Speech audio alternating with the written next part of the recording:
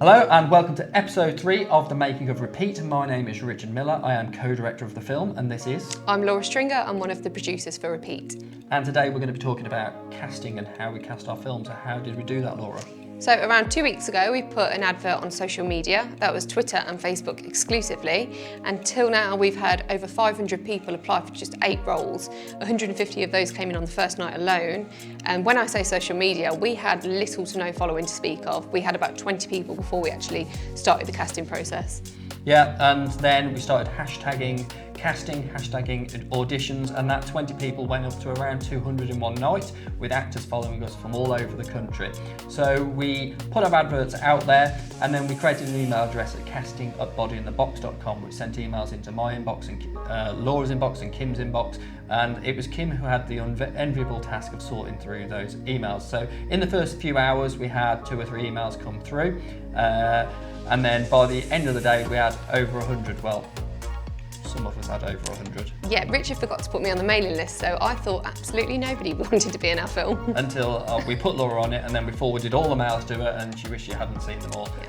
So yeah, 2 or 3 emails in the first hour. We thought, brilliant, this is really exciting. We've got people applying to be in our film, and then the enormity set in of how many people were applying and how much interest was in the film, and then Kim had to sort through all those emails. So every email that come in, Kim was sorting into a folder. So if you were applying for the role of Claire, Kim would move your email into the role of Claire into a folder, and then if it was being applied for Murphy, she'd put the email into the folder Murphy, and if an actor was applying for both roles, she would make a guess, looking at the actor's profile, and then saying, I think they'd be a best fit for Murphy, and putting their email into there. And then we may have changed our mind and moved that based on other criteria such as showreels later on.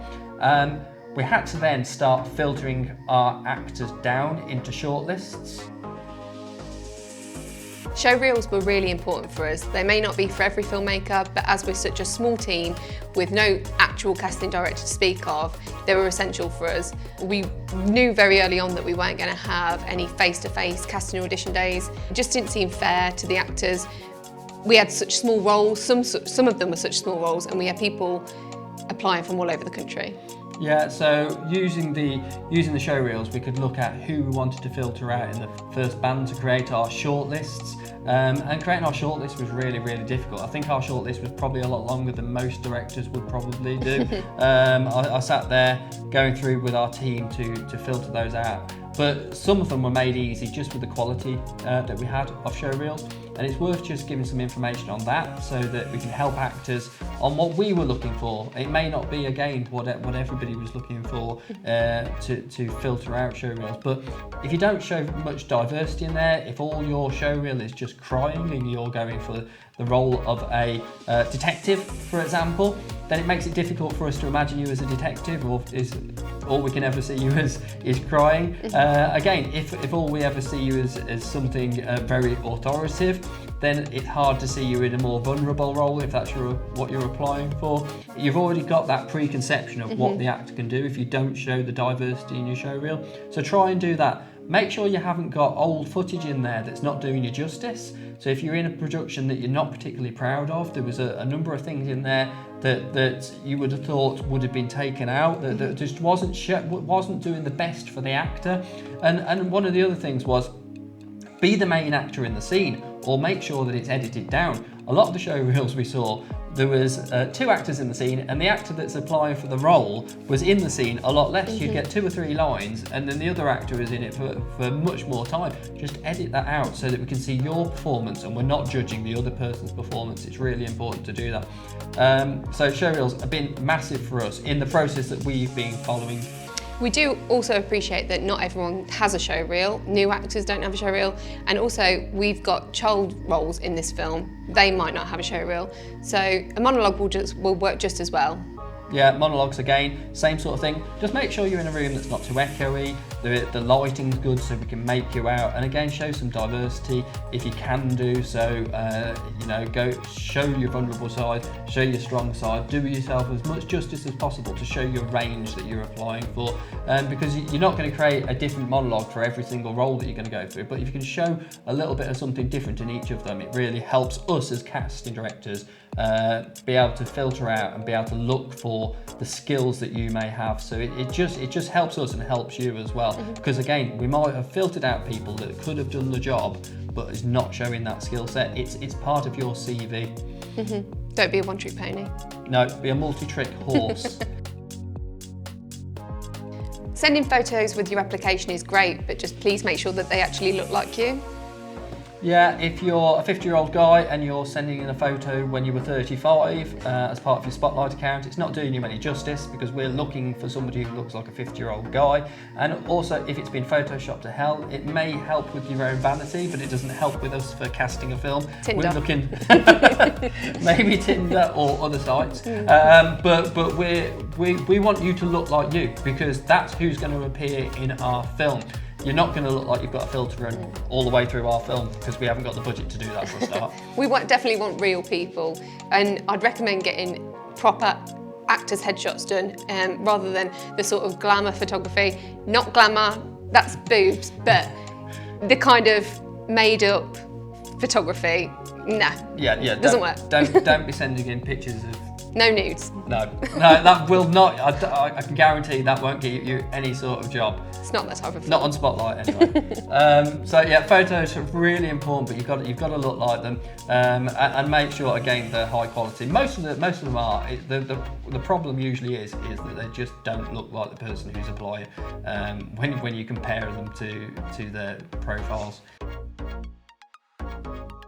So we went on to our second phase of casting, which was using our shortlist and asking our actors to send in a self-tape, and that was by extracting some scenes from our film and then sending them on to the actors to send in their interpretation. And we probably had 95% of the actors send in self-tapes, so a brilliant percentage, absolutely fantastic, and most of the self-tapes were filmed with great quality.